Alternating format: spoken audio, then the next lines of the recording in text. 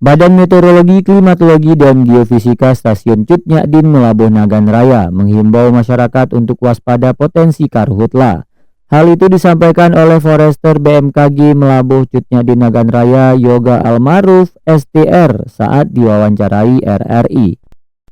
Himbauan kepada masyarakat tentunya saat kondisi cuaca itu kondisinya cukup panas dan menyengat, tetap selalu waspada apabila dekat dengan ladang-ladang yang memang ladang gambut yang bahaya rawan dari kebakaran hutan, itu perlu diwaspadai.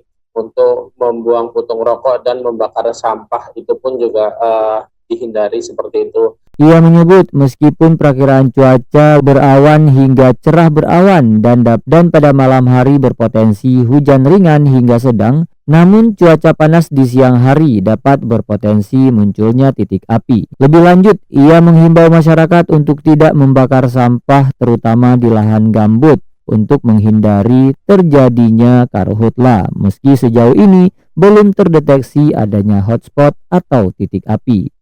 Reporter RRI Melabuh, Tama Maulizar, melaporkan.